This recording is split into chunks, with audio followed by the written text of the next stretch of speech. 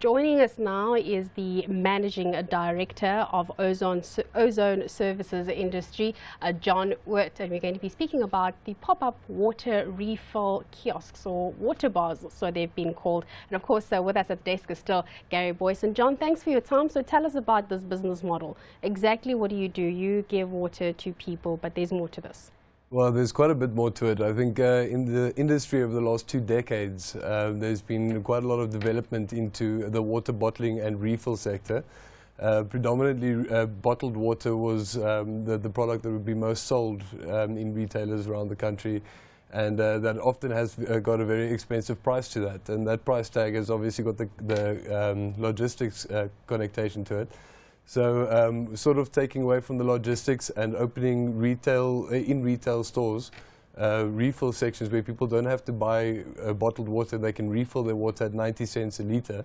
It's in these economic times that we've just been hearing, it's quite a benefit to people. Okay, so where are you exactly based? You go in when there's shops of retail centres, and you at 90 cents a litre? Correct. Then I can get some water. Correct. But I have to bring my own container. We do also sell containers at the retail stores that we're using. Currently we've got, I don't know if I'm allowed to name them, but Barton Pick n Pay, Newmarket Pick n Pay, Brackenhurst, Heidelberg is opening.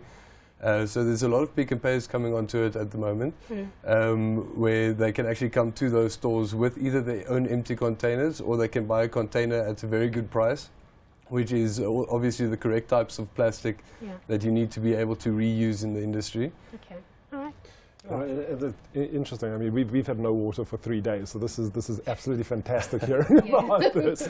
But yeah, looking at it, I mean, the quality of our water. I mean, obviously you're competing with Rand water in a sense. I mean, should viewers be concerned about the quality of their water, and if is there a way of testing our water quality? And where do you get your water from? All right, now let me just put that into perspective for you. Is that we don't really compete with Rand water.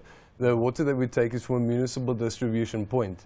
What we are not able to help, our company has been on this for the last 18 years on saving water and rainwater catchment and ozone purification, large industrial. We've done mid-vol municipal water, converting from chlorine use to ozone use, which has got obviously a whole lot of health implications to it, which is a lot better.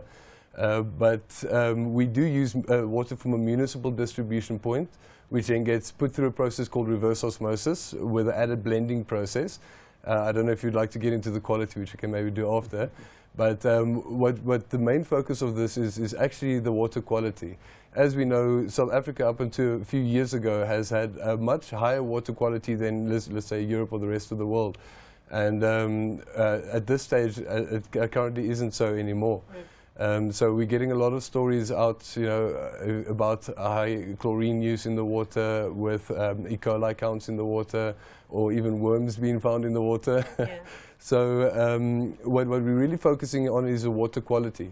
There's been a lot of businesses that bring into the market subpar purification systems and try to sell that water, which is not what we're doing. We're trying to revert the business model back into supplying the highest quality water that can be purified, and doing that at a reasonable, affordable price. So it's basically taking the municipal water and making it extremely, extremely healthy and selling it affordably. Yeah, what are the typical container sizes? I mean, just take me through this. I mean, how much water do you envision people typically coming in and getting from their local Pick n Pay? Well, we've got obviously a couple of sums that we can do to try and forecast what type of litres a retailer, not necessarily a Pick n Pay, but would do. So we usually take the amount of shoppers and we multiply that by the household use of about 40 litres of drinking water per month, which is actually very low, so it's very under-specced. Personally, at our house, we use 100 litres a week, and it's just my wife and I. So typically, you'd get 2 types of containers that you could use for refilling water, that you could reuse.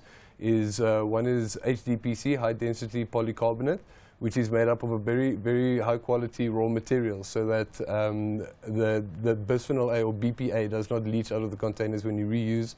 Then we've also got polyethylene terephthalate, PET bottles, which doesn't contain bisphenol A at all, so you can reuse. The thermostable, it's not affected by heat. General sizes, 5 litres, 10 litres. We've got 10 litres with taps and 20 litres with taps. John, we're going to have to pause it there or stop it there, but we definitely found this incredibly interesting, the fact that you are taking this opportunity and you know, hopefully you'll still continue to grow. You said 18 years that you've been now in the industry. Thank you so much. That was a very big thank you to John Oort. Of course, he's the MD of Gozone Service Industries.